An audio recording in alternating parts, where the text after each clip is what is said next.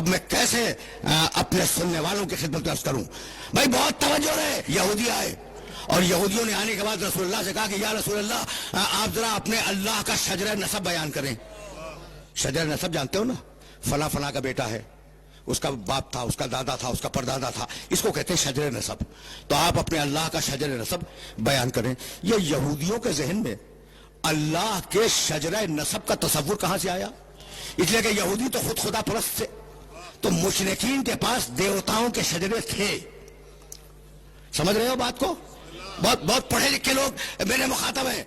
مشرکین کے پاس دیوی, یعنی تمہیں ملے گا کہ فلاں دیوتا فلاں دیوی کے پیٹ سے پیدا ہوا تھا, تو شجرے تو تھے نا. تو اب وہ جو پوچھنے آئے کہ آپ کے خدا کا شجرہ نسب کیا ہے, تو وہ اس سوال کرنے نہیں آئے تھے, نبض دیکھنے آئے تھے کہ یہ دین اسلام مشرکوں سے آیا ہے یا اللہ سے. تو اگر انہوں نے شجرہ نسب بتا دیا تو یہ مشرکوں کی ایک نئی شکل ہوگی, اسلام شرک کی ایک نئی شکل ہوگی. اور اگر کچھ اور بتا دیا تو پھر ہم غور کریں گے. تو آپ کے بھائی توجہ ہے, آپ کے خدا کا شجرہ نسب کیا ہے؟ اب جواب آیا, بسم اللہ الرحمن الرحیم, قل هو اللہ احد. کہہ دو کہ وہ اللہ, وہ کون جس کے متعلق سوال کر رہے ہو.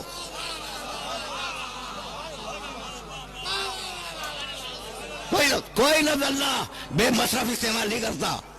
کہہ دو کہ وہ اللہ ایک ہے. یہ وہ کون جس کے متعلق سوال کر رہے ہو, وہ کیا ہے؟ قل هو اللہ احد, وہ احد ہے. اللہ الصمد, وہ صمد ہے. لم یلد, کسی کو اس نے پیدا نہیں کیا. لم یولد, کسی سے پیدا نہیں ہوا. لم یکن لہ کفوا احد, اس کا کوئی ہمسر, اس کی کوئی بیوی, اس کا کوئی شریک نہیں ہے. احد ہے, صمد ہے, لم یلد ہے, لم یولد ہے, لم یکن لہ کفوا احد ہے. اس کا کوئی کفو نہیں ہے. کفو کے معنی کم از کم یہاں پر ہمسر کے ہیں, بیوی, کوئی بیوی نہیں ہے. جب بیوی نہیں ہے تو پھر اولاد بھی نہیں ہے. بھائی تصور خاندان کا پہلا تو یہیں سے پیدا ہوتا ہے کہ ایک باپ ہو, ایک بیٹا ہو, ایک اس کی ماں ہو. بھائی بہت بہت توجہ ہے. لم یکن لہ کفوا احد, کوئی کفو نہیں ہے. کفو کے معنی ہمسر, کفو کے معنی برابر, کفو کے معنی زوجہ.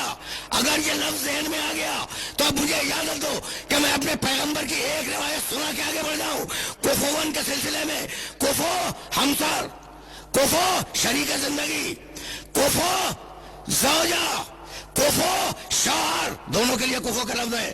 کہنے لگے میرے نبی کہ لولا علی لما فاطمہ تا کفون, اگر علی نہ ہوتا تو فاطمہ کو کوئی کفو نہ ملتا. وہ خدائی میں یکتا, یہ بندگی میں یکتا. وہ خدائی میں یکتا ہے, یہ بندگی میں یکتا ہو جاتی اگر اسے کفر نہ ملتا.